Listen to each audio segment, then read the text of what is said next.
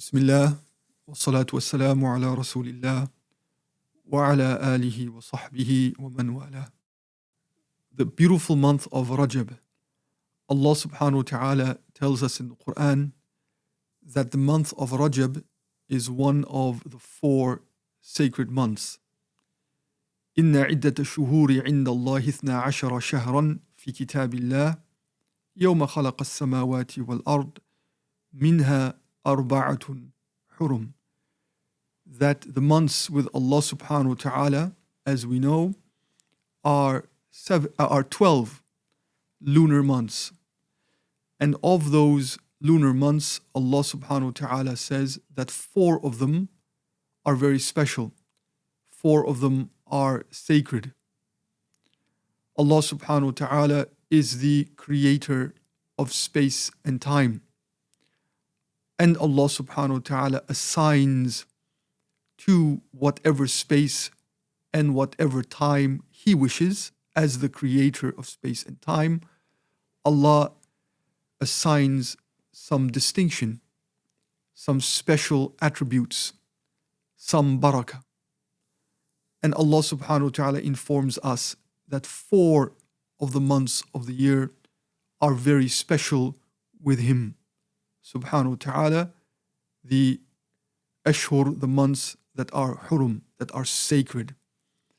Sacred, or al-hurum here, from the verb and from the etymological meaning that indicates towards something that is a sanctuary, something that is out of bounds, something that is prohibited because of its very special nature, special status.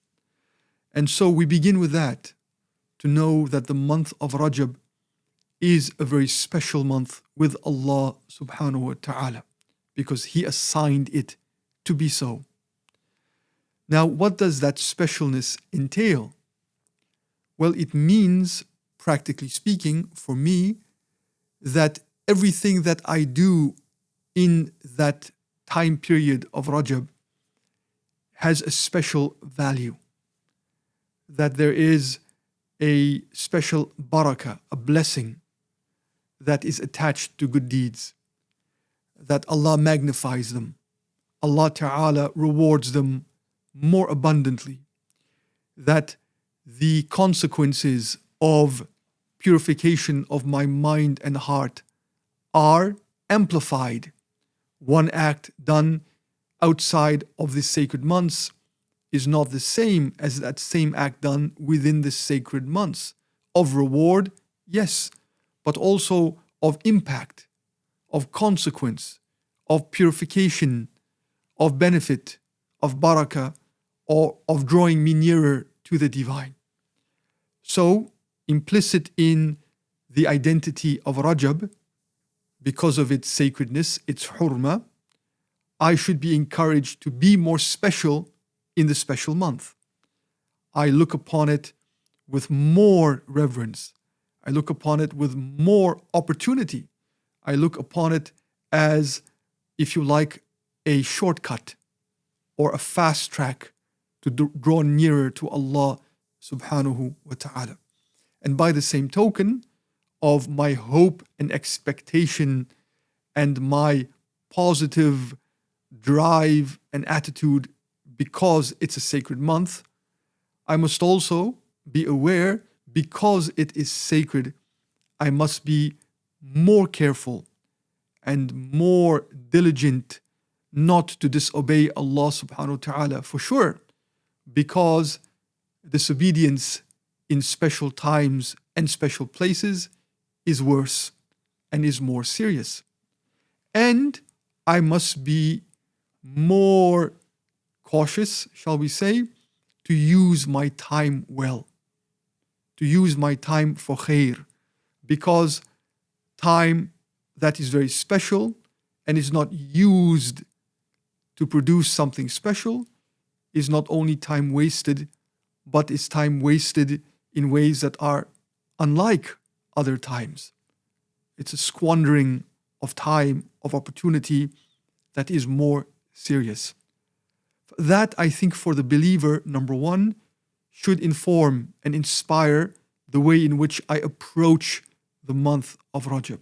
Something sacred, something special, something to be cherished, to be used effectively, to be taken very seriously as a means of drawing nearer to Allah subhanahu wa ta'ala.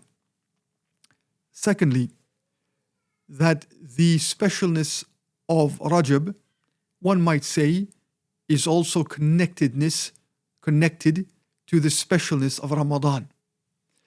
The famous dua that we all know of Rasulullah sallallahu alayhi wasallam, Allahumma barik lana fi Rajab wa Sha'ban wa ballighna Ramadan. Ya Allah, bless us in the month of Rajab and the month of Sha'ban, and cause us to reach, to find, to live to the month of Ramadan. So in this text, another text about the month of Rajab, Rajab is connected to Ramadan as a preparation for Ramadan. Ramadan does not start on the first day of Ramadan, is what this text is indicating towards us. Ramadan does not start on the first day of Ramadan. Ramadan starts prior to that. It starts in Sha'ban, and what I mean by start is our preparation, our commitment, our longing, our readiness for Ramadan to fully draw the benefit of Ramadan. It can't start on the first day of Ramadan. Just like, for example, my exam.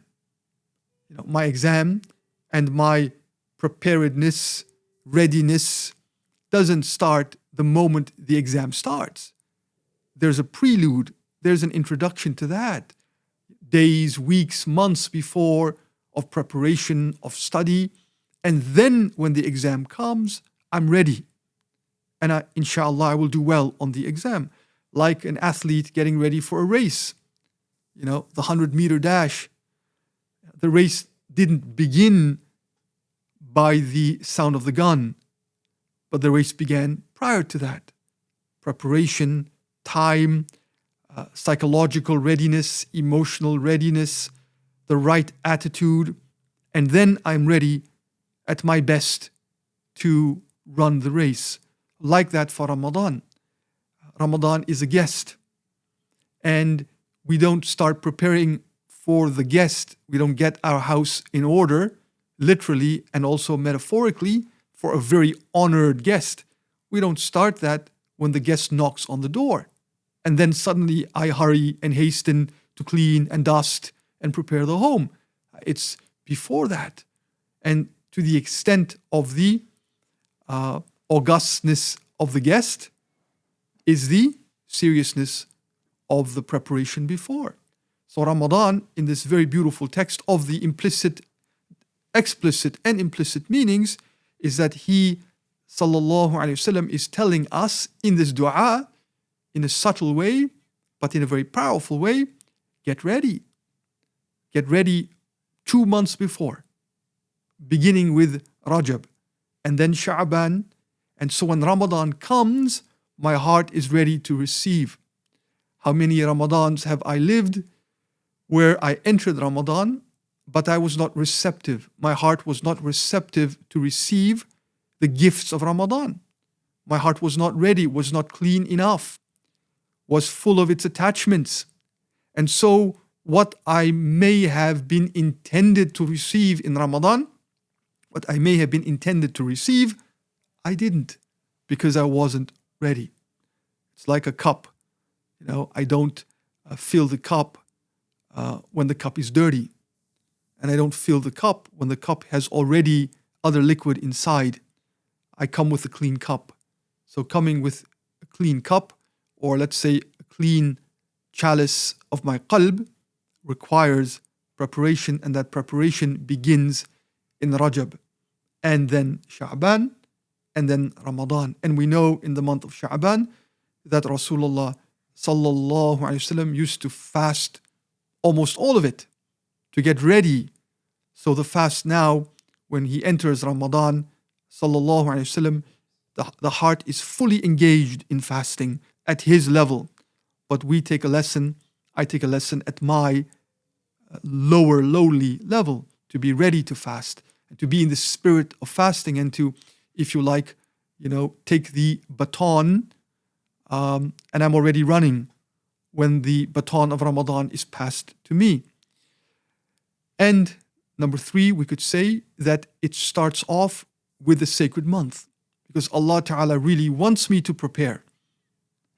And of course, I could prepare 2 months before, but isn't it interesting that the first month is the sacred month, meaning that the month of Rajab is a special push, is a special impetus to get ready for Ramadan and what could be accomplished in Rajab of readiness, because it is a month that is of the months of Hurum, would not be possible of preparedness and readiness in any other month.